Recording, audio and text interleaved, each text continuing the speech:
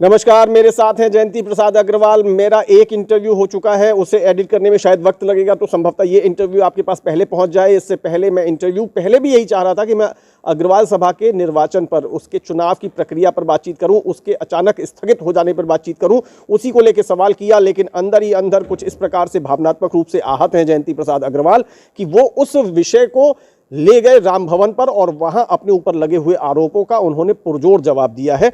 अब इस समय जब उसमें उनकी सारी बातें, उनकी कहा जाए कि मन की सारी भड़ास निकल गई है, उसके बाद मैं श्री अग्रवाल सभा के त्रिवार्षिक चुनाव की तरफ जा रहा हूं, जिसे स्थगित किया है स्वयं जयंती प्रसाद अग्रवाल साहब ने।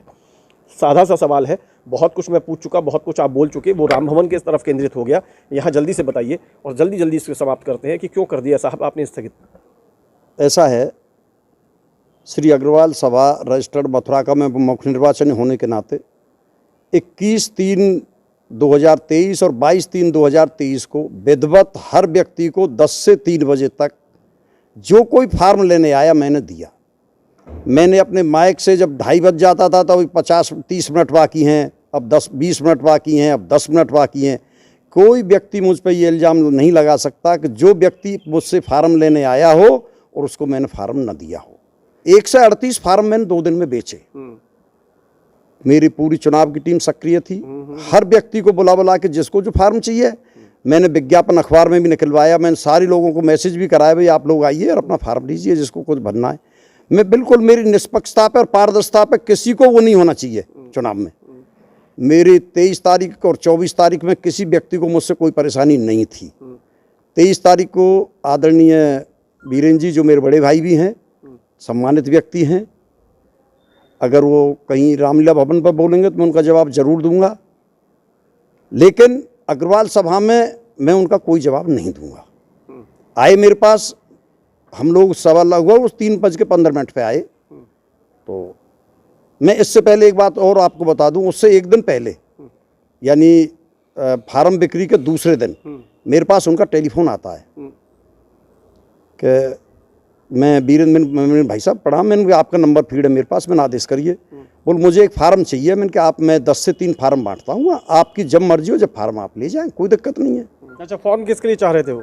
अपने लिए। बोल मैं सभापति का फॉर्म भरूंगा। मेरा स्वागत है आपका। ओके, हाँ, ये बात आपकी उनसे हुई थी? बीरेन जी से खुद स्वयं। ठीक है, फिर वो आए फॉर्म लेने? वो फॉर्म लेने नहीं आए। जिस दिन फॉर्म का जमा होने का आखिरी दिन था, 24 तारीख, 21, 22, 23, 24 को, 24 को 3 बजे तक फार्म जमा करने का वो था। वो 3:15 पे आए अग्रवाट का, बैठे। हम उस समय खाना खाने चले गए, सारी टीम हमारी, काफ़ी लोग थे उस समय हमारे साथ। तो दोनों पार्टियों के लोग थे भाई। उसके बाद बोले मैं आपसे और प्रमोद जी से अलग बात करना चाहता हूँ। तो बाहर जो हमारा ऑफिस बना हुआ है मैनेजर वाला, जो हमारा रिसेप्शन है, उसके अंदर मैं, प्रमोद जी जो हमारे अध्यक्ष के दावेदार हैं, और हमारे चेयरमैन साहब बीरेन जी, तीनों बैठ गए। उन्होंने कहा कि इस पर कोई फैसला कर लीजिए। मैंने देखिए, इस फैसले के बारे में मुझसे कोई बात मत करिए, आप लोग जो फैसला बना लाएंगे समाज हित में, मैं उसे मानूंगा यदि मेरे नियम में आ रहा होगा तो। तब तक प्रमोद गर्ग कसेरे और उमाशंकर अग्रवाल एडवोकेट, 2 प्रत्याशी सामने आ चुके थे। हर पद पर आदमी आ चुके थे। मतलब निर्विरोध जैसी स्थिति नहीं थी? नहीं, कोई मतलब ही नहीं था निर्विरोध का। 1 से 8 फार्म बिके थे, जमा हुए थे। लेकिन सवाल ये ना कि आपने स्थगित उसके बाद क्यों कर दिया? मैं उसको बता तो रहा हूँ, आप मेरी बात सुन ले, मैं उस वाली बात आ जाएगी। वो वहाँ से गए, उन्होंने फिर दोनों ने बात की। मैंने कि मैं नहीं सुन रहा हूँ, तुम बात कर लो। उन्होंने मुझसे बोले कि आप क्या उनको शंकर स्टील वालों को प्रधानमंत्री बना देंगे प्रमोद जी? प्रमोद जी बोले आप पूरा प्रस्ताव ले आइए, हम और हमारा ग्रुप और आपका ग्रुप बैठ जाएगा, तय कर लेगा। इसमें चुनाव अधिकारी के पास तो बाद की बात है। तो मुझसे बोले कि उन्होंने शंकर स्टील वालों ने फार्म भरा है। मैंने भरा है। 2:50 या 2:47, 2:45 पे दे गए लास्ट में फार्म अपना। बोले हम लोग तय कर लेंगे। मैंने कहा आप तय कर लो, मुझे कोई नहीं। मैंने कहा आप सम्मान के योग्य हो, जैसा आप तय करो वैसे तय कर लेना। चले गए। मैं वहाँ से अपना रामलीला भवन आया, क्योंकि रामलीला भवन में मुझे चुनाव कराना है, तो उसकी पूरी व्यवस्था के लिए मैंने पूरी टीम लगा रखी है, और हमारे अजय कांत गर्ग इस व्यवस्था को देख रहे हैं। मैंने वहाँ जो इंस्ट्रक्शन दे रखे, मैंने हमको हर कीमत पर 7 तारीख को मैदान चाहिए, 8 तारीख से हमारे टेंट बूथ वो सब बनने शुरू हो जाएंगे। वहाँ हम आए, 4-6 लोग हमारे साथ और थे उसको देखने के लिए, भी कैसे क्या कराओगे, सब चीज़ देखी उन लोगों ने। हमारे बुजुर्ग लोग थे, वरिष्ठ थे, वहाँ तक तो सब कुछ सामान्य था, सामान्य था, सब कुछ सामान्य। फिर असामान्यता हुई क्यों?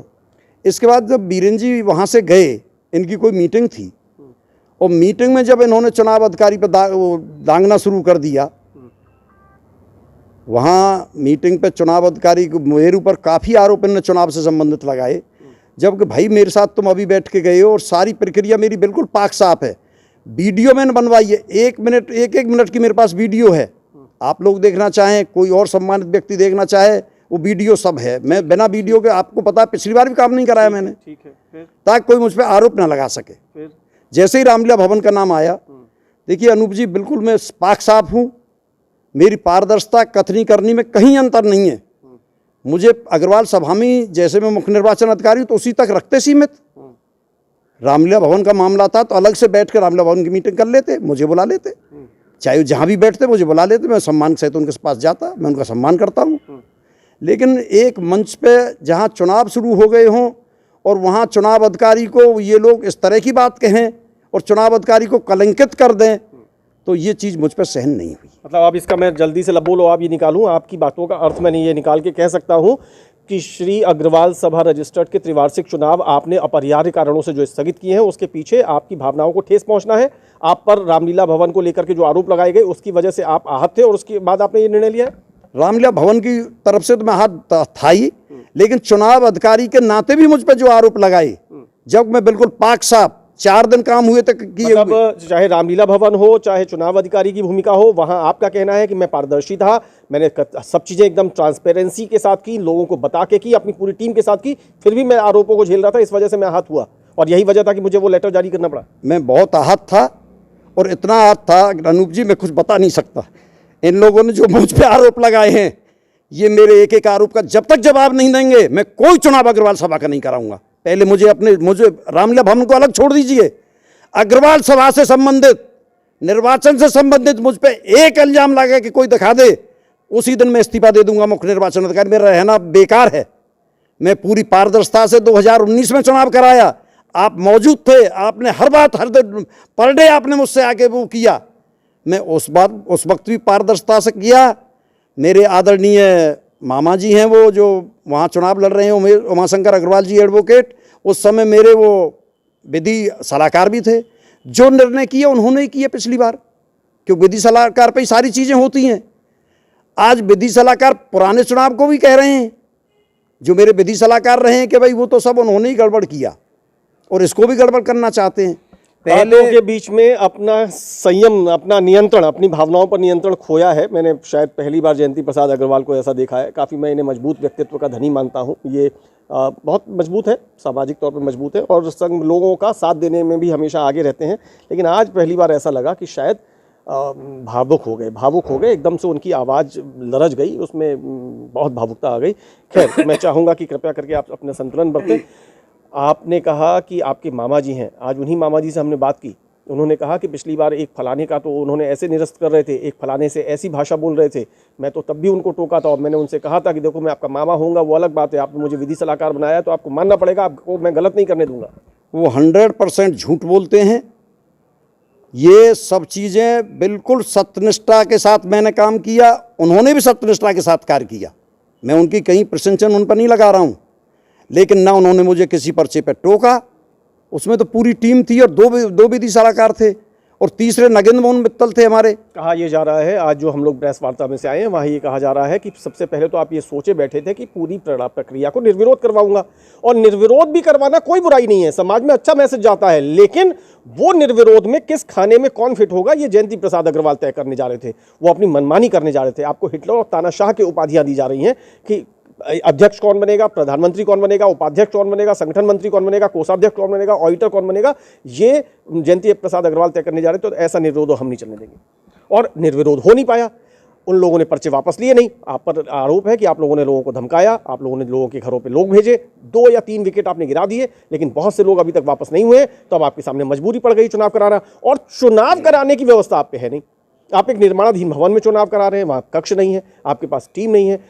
14,000 वोट है, 8,000 वोट थे चंपा अग्रवाल में चुनाव हुआ, 3 दिन चला। 14,000 वोट का कितने दिनों तक चलेगा? आपके पास व्यवस्थाओं के नाम पर कुछ नहीं है। इसलिए अब आप लोगों ने एक आड़ बना ली कि अपरिहार्य कारणों से मैं चुनाव स्थगित कर रहा हूं। ऐसा है, उस समय न पर्चा वापसी की बात थी, कल तक तो सिर्फ आपत्तियां दी जा रही थी। पर्चों पे अभी जांच पूरी नहीं हुई, जांच चल रही है। उस कल तक जांच चल रही थी, आज भी जांच का दिन था। ये बात आ कहाँ से गई कि पर्चा वापस हो रहे हैं? पर्चा वापस तो जो डेट थी वो 28 और 29 थी। जो भी आदमी वापस लेगा वो 28 और 29 में लेगा। अच्छा, क्या आप अपना मन पहले से बना चुके थे कि सब कुछ निर्विरोध करवा लूंगा, अपने तरीके से करवा लूंगा, मैं हूं तो सही, मैं हूं तो मेरा नाम जयंती प्रसाद अग्रवाल है? ये आदमी कोई मुझे फिर साबित करके दिखा देना। वहां पर तो यही चल रहा है लगातार, इसी प्रकार के मैसेज लोगों को इंटरव्यू दिए गए हैं, समाचार पत्रों में इस प्रकार की भाषा लिख के भेजी जा रही है। अब ये लोग कुछ भी क्यों, जिनकी ज़मीन खो जाती है, उत्तर प्रदेश में आदरणीय योगी जी का ज़माना है, सपा कह रही है कि हमारे जितने बक्से हैं चुनाव जब होते हैं ये मशीनों में कमल का फूल भर दिया है। इन सब चीज़ों का जवाब मेरे पास तो है नहीं, मुझे साक्ष्य दें। मतलब जब निर्विरोध नहीं हो पाया, आपकी उनके कहे अनुसार आपकी मनमानी नहीं चल पाई, अब चुनाव करवाना मजबूरी बन रहा है, अब चुनाव करवाने लायक व्यवस्थाएं नहीं है, आपके पास पहले से प्लानिंग नहीं है, क्योंकि आप तो पहले सोचे बैठे थे सब कुछ हो जाएगा, निर्विरोध हो जाएगा, इसलिए स्थगित करना पड़ा आपको। इन लोगों पर कहने को कुछ है ही नहीं, चुनाव अधिकारी पर कोई लगाने को आरोप है ही नहीं। अगर कोई आरोप लगा के मुझे उस सिद्ध करके दिखा दे तो मैं इस्तीफा दे दूंगा।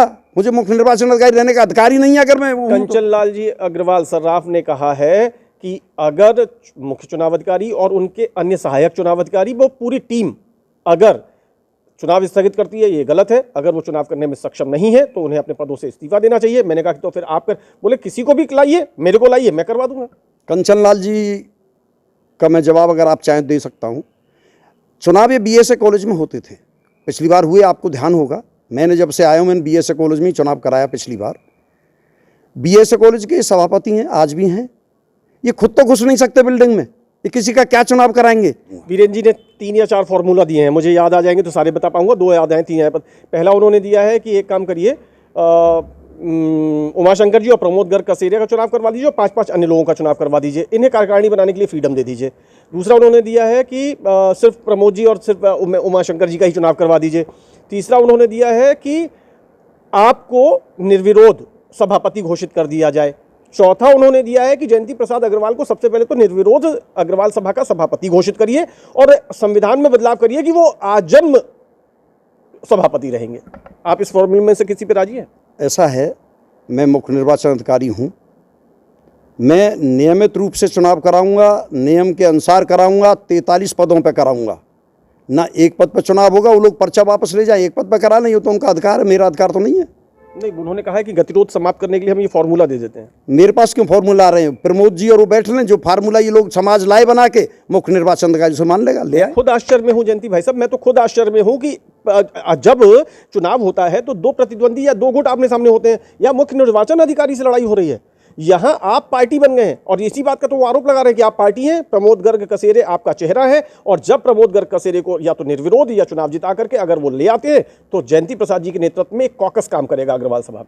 ये खुद ही कॉकस बनाए बैठे हैं, मेरा तो कोई कॉकस है ही नहीं। मैं तो समाज का हमेशा हितैषी रहा हूँ, समाज के हर व्यक्ति की हर सेवा करता हूँ दिन भर। न मुझे किसी पद का लालच है, अगर पद का लालच होता तो मैं पिछली बार भी सभापति बन जाता। मुझे किसी पद का कोई लालच नहीं। इस बार मेरे पास सब लोग आए थे कि आप सभापति बन जाओ, नहीं तो आपको निर्वाचन अधिकारी बनाया जाएगा। मैंने इस बार भी, महावीर मित्तल हैं, सुरेश चौधरी हैं, मैंने ना मैं सभापति बनना चाहता ना निर्वाचन अधिकारी बनना चाहता।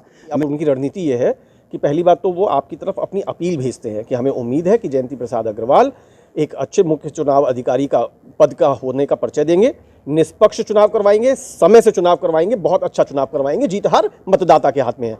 और अगर आप ऐसा नहीं करवाते तो वो जनता के दरबार में जाएंगे, समाज के बीच में जाएंगे, वहां से फैसला लगा करके फिर अपनी रणनीति बनाएंगे। ऐसा है, मैं मुख्य निर्वाचन अधिकारी हूँ, पारदर्शिता पे मेरी पे यदि प्रशंसन है तो उसका मुझे प्रूफ चाहिए।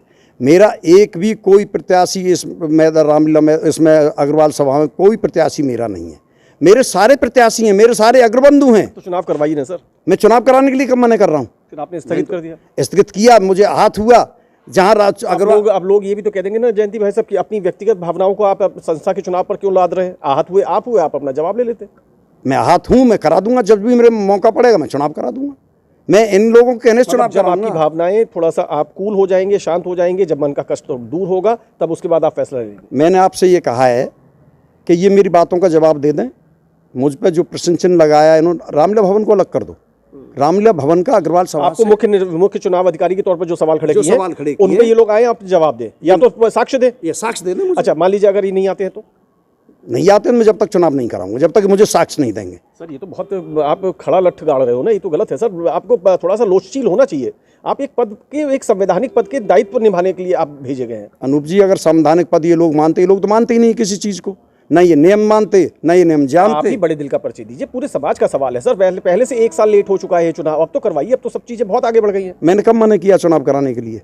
मैंने तो कोई निरस्त तो किया नहीं तो चुनाव। आपने शर्त तो तगड़ी लगा दी ना कि जब तक वो लोग आएंगे नहीं, या तो वो लोग अपने आरोपों पर माफी मांगे या साक्ष्य उसको सिद्ध करें। मैंने ये नहीं कहा माफी, वो मेरे बड़े हैं, मैं ही उनसे माफी मांग लूंगा, मैं उनके पैर छू लेकिन लूंगा। आप कह रहे हैं ना आरोपों को साक्ष्य के साथ सिद्ध करो।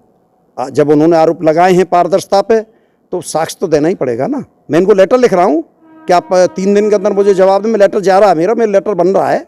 मेरे विधि सलाहकार आदरणीय जज साहब क्या हैं। मानूं, एक लाइन बताइए प्लीज, कब होगा ये अग्रवाल सभा का चुनाव जिसे आपने अपरिहार्य कारण बताते हुए स्थगित किया है? जब होगा आपको सूचना पहुंच जाएगी। मतलब तैयारियों में कमी थी, इस वजह से स्थगित नहीं हुआ? कोई तैयारों में कमी नहीं, आज भी तैयार हूं चुनाव कराने को। ये सिर्फ चुनाव अधिकारी को कलंकित करना चाहते हैं बिना प्रूफ के। ऐसे लोगों को अगर जवाब नहीं देंगे तो मैं, जब तक कलंकित के ये जवाब मुझे नहीं देंगे, मैं कोई चुनाव नहीं कराऊंगा। चलिए, बहुत बहुत शुक्रिया हमसे बातचीत के लिए। तो आपने देख लिया, बहुत कड़े तेवर है, कड़े तेवर है। आखिरी लाइन को समझिए और समझिए, जब तक मुझ पे लगाए गए आरोपों का या तो जवाब दे, साक्ष्य के साथ उसे सिद्ध करें, या फिर बताएं कि ये गलत आरोप थे, तब तक मैं चुनाव नहीं कराऊंगा। अगर मुझ पे साक्ष्य सिद्ध हो जाते हो तो मैं इस्तीफा दे दूंगा, मैं अपनी गलती मान लूंगा। और अगर इस प्रकार के जो आरोप मुझ पे लगाए गए, जिन्हें वो बेबुनियाद कहते हैं, अनर्गल कहते हैं, उनकी छवि को खराब करने का प्रयास कहते हैं, कहते हैं अगर ये सिद्ध हो जाते हैं तो मैं इस्तीफा दे दूंगा, और अगर सिद्ध नहीं होते हैं तो कम से कम ये मान लिया जाए कि मुझ पे गलत आरोप थे, मैं चुनाव करवा लूंगा। कड़ी लाइन ये है, कड़ा संदेश ये है कि जब तक इन आरोपों पर साफ साफ बात नहीं होगी, या तो ये सिद्ध ना हो या इन्हें वापस न लिया जाए, तब तक मैं चुनाव नहीं कराऊंगा। कुल मिलाकर के सारा लब्बो लाभ ये है। आहत हैं जयंती प्रसाद अग्रवाल, उनका कहना है कि रामलीला भवन को लेकर के उन्होंने बात की, तो वहाँ की बातें अगर मैं उधर भी छोड़ दूँ, लेकिन चुनाव अधिकारी रहते हुए मुझ पर आरोप लगाना गलत था। कौन सही है कौन गलत, कुल मिलाकर के ये अलग बात है। उम्मीद की जानी चाहिए कि आने वाले दिनों में गतिरोध निपटेगा, कोई भी रास्ता निकले, कोई भी फॉर्मूला बने, भले ही चुनाव ही क्यों ना हो। जनता जनार्दन है, समाज सीधे आकर के चुनाव में भागीदारी करेगा, जिसको वो उचित समझेगा उसे वोट दे करके निर्वाचित करेगा। ये थी हमारी बातचीत अग्रवाल सभा के मुख्य चुनाव अधिकारी जयंती प्रसाद अग्रवाल से। मुझे मेरे साथी बलराम शर्मा के साथ इजाजत दीजिए। बहुत बहुत शुक्रिया, नमस्कार।